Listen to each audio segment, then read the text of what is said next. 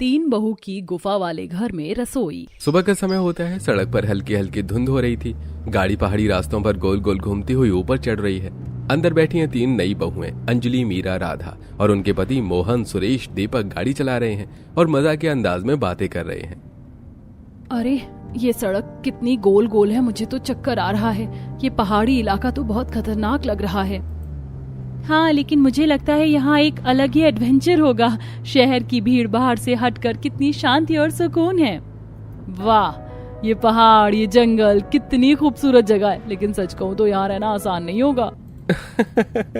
सही कहा तुमने। यहाँ का जीवन नॉर्मल जगह से बिल्कुल अलग है। सब्जियाँ अलग अलग जगह से लानी पड़ती हैं, पानी के लिए नीचे घाटी तक जाना पड़ता है, और हाँ, लकड़ी के चूल्हे पर ही खाना बनाना पड़ता है।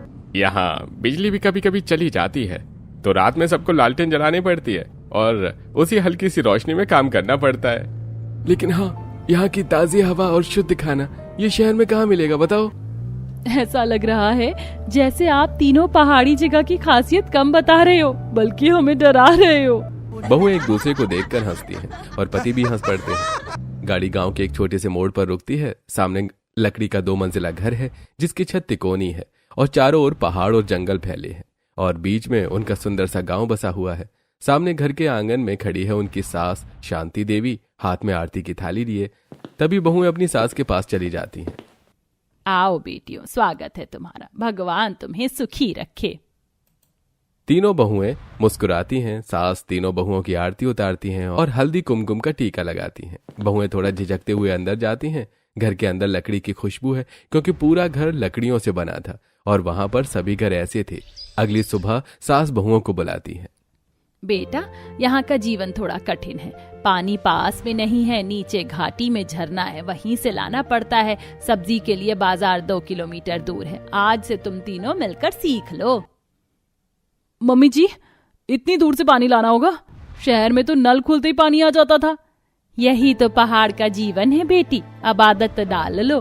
तुम तीनों को ही सब संभालना है। सास काम बांट देती है। तब तीनों बहुएं अंजलि बाजार जाती हैं। उसे बीच पथरीले रास्ते दिखते हैं। वो उस पर धीरे धीरे चलती है। रास्ते में गांव की औरतें उसे देखकर मुस्कुराती हैं। बाजार में जो सब्जियां मिलती हैं वो ही लेती हैं, जैसे आलू, गवार की फली, टमाटर, प्याज और थोड़े हरी मिर्च। मीरा झरने से पानी लाती है, सिर पर मटके में पानी उठाकर आती है। रास्ता खतरनाक होता है, नीचे गहरी खाई भी दिखती है। वहीं राधा घर की सफाई करती है। लकड़ी के घर में धूल और मकड़ी के जाले हैं। खिड़की से बाहर देखती है तो उसे सामने एक बड़ा पहाड़ दिखाई देता है और वो सोचती है, अगर कभी इस पहाड़ से पानी आया तो हमारा घर खतरे में पड़ सकता है।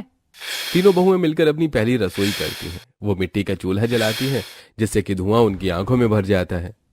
अरे ये धुआं तो जान ही ले लेगा। मैं बताती हूँ लकड़ी को कैसे जमाना होता है। देखो, कुछ भी कहो, एडवेंचर तो है यहाँ पर। आखिरकार चूल्हा जल जाता है और तीनों खाना बनाती हैं। आलू टमाटर की सब्जी, गवार की फली, दाल, चावल और रोटी। सब लोग फर्श पर बैठे खाने का इंतजार कर रहे होते हैं। तभी तीनों बहू खाना लाती हैं और तीनों सबको परोसती हैं और खुद भी बैठकर खाती हैं। बहुत अच्छा खाना बनाया है बेटा तुम तीनों ने। हाँ बेटा, बहुत बढ़िया, खुश रहो। यहाँ पर तो रोज रोज का जीवन भी काफी मुश्किल है। बेटा, अभी तुम नई नई हो इसलिए लग रहा है, थोड़े दिन में आदत हो जाएगी।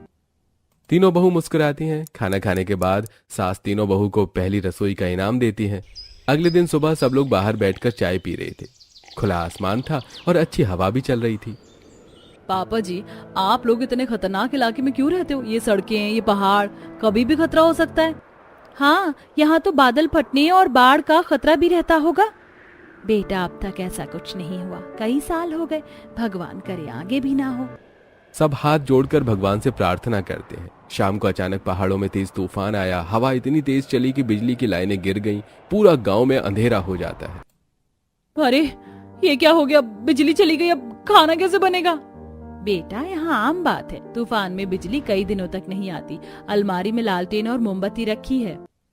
अंजलि ने लालटेन निकाली, पर उसमें मिट्टी का तेल नहीं था। मीरा को डर लग रहा था। इतना अंधेरा है, जंगल से कोई जानवर आ गया तो? डरो मत, मैं हूं ना, पहले लालटेन में तेल डालते हैं। आरती ने तेल ढूंढा और लालटेन जलाई। हल्की पीली रोशनी पूरे कमरे में फैली। वाह, ये रोशनी कितनी अलग है। शहर में तो ऐसी रोशनी कभी नहीं देखी थी। पर यह भी सच है कि अंधेरे में काम करना मुश्किल है। सब्जी काटते समय हाथ कट सकता है। फिर भी उन्होंने लालटेन की रोशनी में धीरे धीरे से रोटियां सेकी, दाल गरम की। बाहर हवा के तेज झोंके के बीच लालटेन बार बार बुझने लगती तो कोई ना कोई हाथ से उसे ढक लेता। ये तो सच में किसी पहाड़ी फिल्म जैसा लग रहा है। अंधेरे में लालटेन, तूफान और हम। यही असली पहाड़ी जीवन है, मुश्किलों से भरा लेकिन शहर के नजरिए से बहुत खूबसूरत लगता है। सुबह का समय था। पहाड़ों में ठंडी हवा और हल्की हल्की बूंदाबांदी हो रही थी। तीनों बहुएं घर के बाहर लकड़ी के बरामदे में बैठी थी। सास ने आवाज दी, बेटा आज सब्जी भी खत्म हो गई और पानी के मटके भी खाली हैं। चलो काम पर लग जाओ। मम्मी जी बारिश हो रही है, रास्ते में फिसलन होगी, कपड़े भी गीले हो जाएंगे। बेटा यहाँ मौसम का कोई भरोसा नहीं, पर काम रुक नहीं सकता। मीरा और राधा ने छाता लेकर जाने की तैयारी की, लेकिन पहाड़ों में हवा इतनी तेज थी कि छाता बार बार उल्टा हो रहा था। रास्ता कीचड़ से भरा हुआ था। वे दोनों मुश्किल से फिसलते संभलते नदी तक पहुंची। पानी भरते वक्त बारिश और तेज हो गई। कपड़े भीग गए, बाल भी भीग गए। ठंड से दोनों कांपने लगी। हे भगवान, ये कैसा जीवन है। शहर में तो सब पाइपलाइन से आ जाता था, यहाँ हर दिन एडवेंचर जैसा है। हाँ पर ये भी सीख है। चलो जल्दी चले वरना खाना बनाने में देर हो जाएगी। जब दोनों वापस लौटी, कपड़े पूरी तरह से गीले थे। अंजलि ने घर में लकड़ी का चूल्हा जलाया और उन्हें तौलिए दिए। देखो मैंने चूल्हे के पास लकड़ी रख दी है, तुम दोनों कपड़े सुखा लो, पर खाना बनाना मुश्किल होगा, सब भीगे हैं। यही सीख है बेटा, यहाँ हर दिन मेहनत करनी पड़ती है। गर्म सूप बना लो, शरीर को गर्मी मिलेगी। तीनों बहुएं गीले कपड़ों के बावजूद ठंड से कांपते हुए भी चूल्हे के पास बैठकर रोटियां सेकने लगीं। उन्होंने आलू टमाटर की सब्जी, मूंग दाल और चावल बनाई। ठंड में गर्मा गर्म खाना पूरे परिवार ने खुशी से खाया। तीसरे दिन लकड़ी का चूल्हा ही उनके घर की रसोई और हीटर दोनों का काम करता था, लेकिन लकड़ी खत्म हो गई। बेटा जंगल से लकड़ी लानी होगी, बिना लकड़ी चूल्हा नहीं जलेगा। जंगल, वहाँ भालू भी हो सकते हैं। हाँ पर जाना तो पड़ेगा वरना खाना नहीं बन पाएगा। तीनों बहुएं टोकरी लेकर जंगल की ओर चली। रास्ता उबड़ खाबड़, पथरीला और फिसलन भरा था। हाय राम, ये कैसे संभालते हैं लोग। सांस फूल रही है मेरी तो। मुझे तो डर लग रहा है कहीं कोई जानवर ना आ जाए। डरो मत, हम सब एक साथ हैं, कुछ नहीं होगा। उन्होंने गिरते पड़ते लकड़ियां इकट्ठी की, कंधों पर टोकरी उठाई और वापस घर आई। शरीर थक कर चूर हो चुका था, हाथों में छाले पड़ गए थे, लेकिन फिर भी उन्होंने लकड़ी से चूल्हा जलाया और खाना बनाया। तुम तीनों सच में पहाड़ की असली बहुएं बन गई हो। मुझे तुम तीनों पर बहुत गर्व है। तीनों बहू मुस्कुराती हैं। चौथे दिन सुबह का समय था। आसमान पर काले बादल ऐसे घिरे थे जैसे कोई बड़ा तूफान आने वाला हो। बादलों की गड़गड़ाहट इतनी तेज थी कि लकड़ी के घर की खिड़कियां तक कांपने लगी। बिजली चमकी और पहाड़ों में गूंज उठी। गांव में अफरा तफरी मच गई। लोग घरों से बाहर निकलकर चिल्लाने लगे, अरे भागो, पहाड़ का मलबा नीचे आ रहा है, बादल फट सकते हैं, गांव खाली करो वरना कोई नहीं बचेगा। गांव में हर तरफ चिल्लम चिल्ली मच गई। बच्चे रो रहे थे, औरतें बर्तन कपड़े समेट रही थीं। जानवरों को खोलकर लोग ढलान की ओर ले जाने लगे। लकड़ी के घर में भी अफरा तफरी मच गई। तीनों बहुएं एक दूसरे को देखते हुए डर के मारे कांप रही थीं और मोटा मोटा जरूरत का सामान की पोटली में भर रही थीं। भगवान, ये कैसी आवाजें? बाहर लोग क्यों चिल्ला रहे हैं? आज बादल फट सकता है और पहाड़ टूट रहा है, जल्दी निकलो, जरूरी सामान उठाओ बस। सब भागदौड़ में लग गए। सास ने जल्दी से थैले में थोड़े पैसे और गेहूं का आटा डाला। बहुओं ने अपने कपड़े समेटे। जल्दी बेटा, देर हुई तो पता नहीं क्या हो जाएगा। तेज बारिश होने लगी थी। सभी गांव वाले एक ही दिशा में भाग रहे थे। रास्ता फिसलन भरा और खतरनाक था। बहुएं अपनी साड़ी संभालते फिसलते हुए आगे बढ़ रही थी। ये रास्ता तो खतरनाक है, लेकिन हमें निकलना ही होगा। हिम्मत रखो, थोड़ा और चलना है अभी तो। काफी देर पैदल भागने के बाद गांव और लकड़ी का घर पीछे छूट गया। अब वो जंगल के इलाके में पहुंच गए। बारिश थोड़ी धीमी हुई, लेकिन आसमान में कड़कड़ाहट जारी थी। इसी दौरान मीरा ने दूर पहाड़ी के किनारे पर एक बड़ी सी गुफा देखी।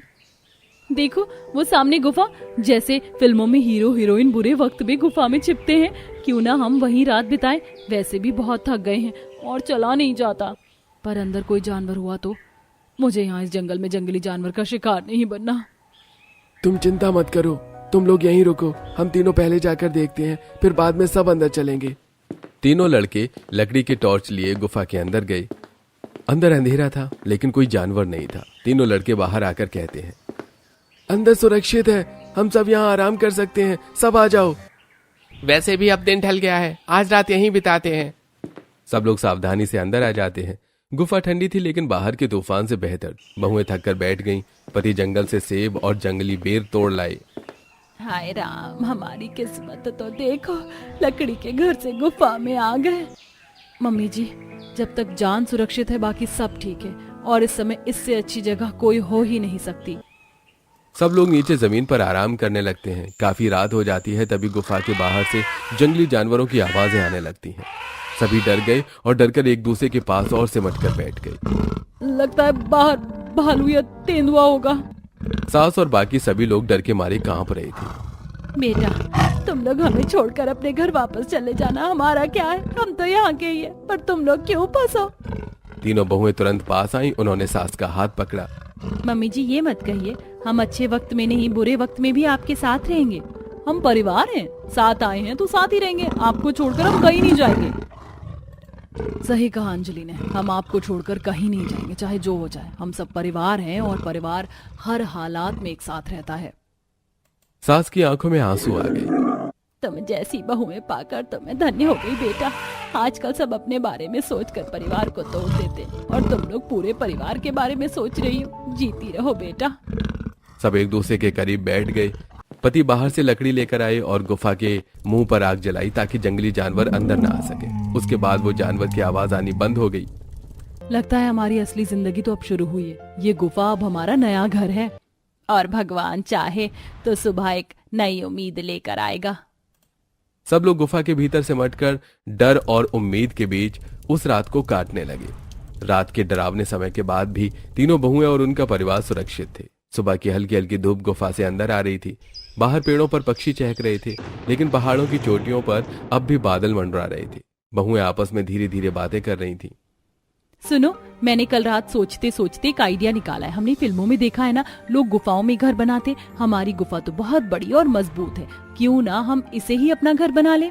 हाँ, बिल्कुल सही कहा, मैंने भी कई फिल्मों में देखा है। वहाँ तो लोग लकड़ी काट कर कमरे बनाते हैं, चूल्हा बनाते हैं। अगर फिल्मों में हो सकता है तो हम क्यों नहीं कर सकते। और सोचो कितना एडवेंचरस होगा।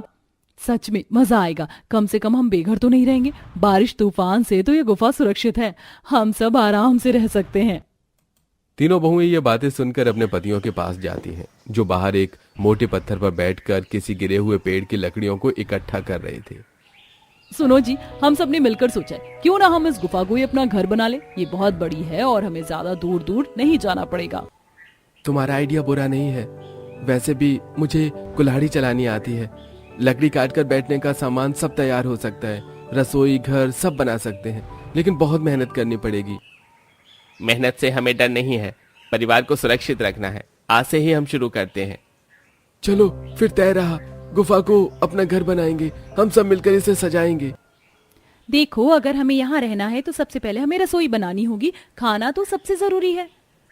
गुफा के एक हिस्से को साफ कर लेते हैं, यहीं पर मिट्टी का चूल्हा बना सकते हैं। पति जंगल से पत्थर और मिट्टी लाते हैं। सब मिलकर पत्थरों को गोलाई में जमाते हैं और बीच में मिट्टी डालकर छोटा सा चूल्हा बनाते हैं। अरे, हमें लकड़ी भी चाहिए। खाना बनाएंगे तो धुआं होगा, हमें छेद करके धुएं का रास्ता बनाना होगा। पति कुल्हाड़ी लेकर बाहर जाते हैं और सूखी लकड़ियां इकट्ठा करते हैं। बहुएं चूल्हे के पास बैठकर जगह को साफ करती हैं। वहां से मोटी लकड़ियां काट कर लाती हैं। बहुएं गुफा के अंदर और भी सफाई करती हैं। झाड़ू, कपड़े और पत्तों की मदद से सब बाहर बैठकर देख रही होती हैं। देखो, अब ये गुफा हमारे सपनों का घर बनेगी। शहर वाले सोच भी नहीं सकते कि हम ऐसा कर सकते हैं। और जो भी इसे देखेगा बोलेगा कि वाह, क्या एडवेंचरस जिंदगी है।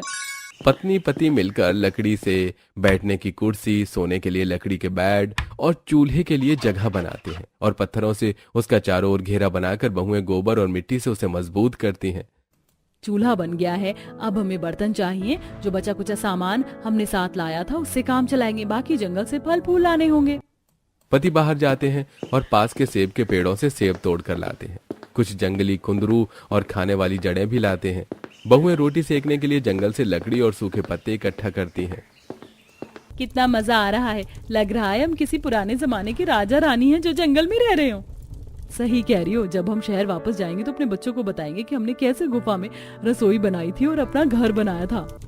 सब लोग कुंदरू की सब्जी से रोटी खा लेते हैं और फिर सब लोग काम पर लग जाते हैं।